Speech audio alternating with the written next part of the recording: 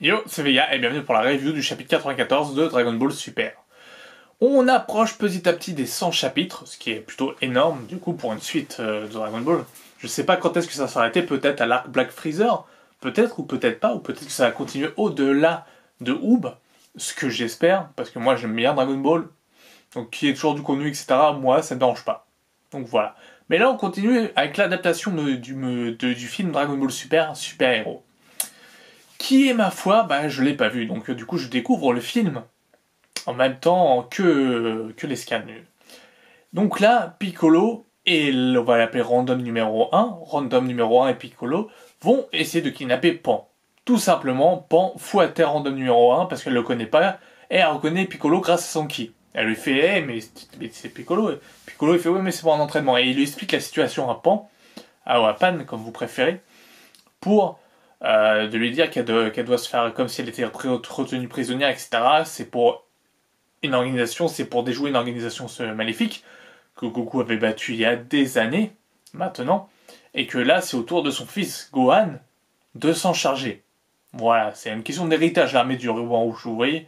C'est un peu un truc comme ça, c'est genre bon voilà, on a Goku l'a fait, Gohan va le faire.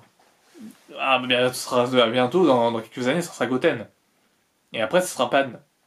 Voilà, parce que c'est par génération. Ou peut-être c'est par génération. Hein. Goten n'aura peut-être pas d'heure de gloire à lui tout seul. Hein. Pauvre Goten. Sous-exploité Goten. Goten est sous-exploité. Même dans le mini-arc Trunks Goten en super-héros, il n'était pas aussi exploité que ça, Goten. Et c'était Trunks. Alors Trunks, c'était déjà pas mal exploité parce qu'on avait déjà mini Trunks et on avait le Trunks du futur, mais Rai Trunks. Donc bon, est-ce que c'est un peu redondant de revoir Trunks? Enfin bref, je divague complètement par rapport à ce qui se passe.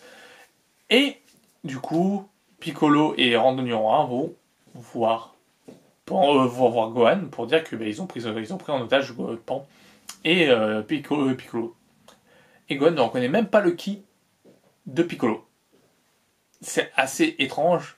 Il ne sent même pas le ki de Piccolo, même pendant tout le durée même du combat, etc. Il se dit pas, tiens, il y a un ki familier là dans le coin. Il y a pas du tout. Mais genre vraiment pas du tout. Pas une seule seconde, il se dit tiens, ça c'est le kit de Piccolo, tiens. Qu'est-ce qu'il fait là? Qu'est-ce qu'il fout là? Donc pas une seule seconde. Donc bon, ok. Donc il ramène Gohan pour faire la bagarre, tout simplement. Avec gamin numéro 1 et gamin numéro 2. Gamin numéro 1 dit qu'il va s'en occuper pour la justice et pour que leur réseau criminel s'arrête. Et là tu fais qu'est-ce qu'ils ont été racontés à gamin 1 et gamin 2. Ça sent que gamin 1 et gamin 2 vont devenir des gentils un peu après. À la même image d'un C10... Pardon. À la même image d'un C17 à la C18 à l'époque de Cell, mais c'est pareil, il y a deux nouveaux androïdes. Il y a eu deux nouveaux androïdes. Bon, il n'y a pas de C16, donc il n'y en a pas trois. Il n'y a pas trois androïdes. Mais en tout cas, il y a deux nouveaux androïdes.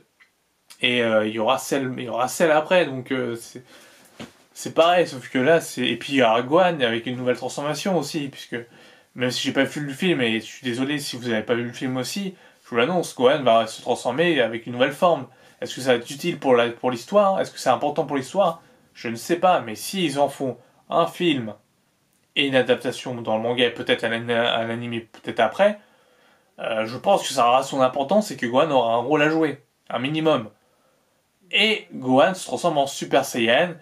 Il dit qu'il est le gamin numéro 1, apprend des techniques de Gohan, il voit comment Gohan se combat, etc. Et une fois qu'il a assimilé la façon de se battre de Gohan, il le rétame comme une merde. Et là, Piccolo a la bonne idée de dire à Pan de crier, de faire croire on la violente, etc. Et que du coup, que ça il libère le potentiel latent de Gohan qui ne l'a plus parce qu'il ne s'entraîne plus. Et là, il se transforme en Ultimate Gohan et c'est la fin du chapitre. Un chapitre où il se passe finalement pas grand chose. C'est juste, on fait enlever Pan, il y a 2-3 gags comiques, il y a un peu de bagarre assez même pas stylé, j'allais dire assez stylé, mais en fait non, même pas.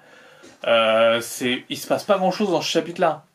Franchement, je sais pas si ça durera encore longtemps, l'adaptation Dragon Ball Super Héros. Mais j'ai hâte de voir de la nouveauté. Parce que déjà, ça fait un peu réchauffer de voir ça. Tiens qu'ils ont pris 3 mois de pause pour se dire on va travailler sur le nouvel arc.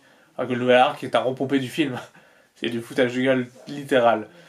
Mais bon, après, pourquoi pas? Ça fait augmenter la durée de vie du manga et puis le manga est cool quand même. Enfin, j'aime bien Dragon Ball Super, malgré ses défauts, ses transformations à outrance, malgré tous ses gros problèmes.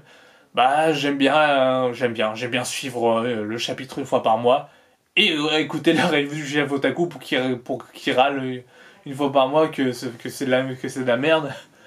Mais c'est assez marrant, même si je suis pas vraiment de vue là-dessus, donc c'est pas grave, je m'en fous, je prends du plaisir à faire la review, donc on s'en fout un peu, mais c'est sympa. Franchement, c'est sympa. Donc voilà, c'est tout ce que j'avais à dire sur le chapitre 94. Sur ce, à bientôt pour du Boruto, le retour en manga bientôt. Donc restez connectés, il y aura peut-être des leaks, etc., des vidéos leaks, etc., pour en parler. Donc ça peut être cool. Et vous voyez, regardez ma dernière parodie de Boruto, par exemple, aussi. Ça peut être bien. Sur ce, portez-vous bien, je vous dis à une prochaine. Ciao, ciao.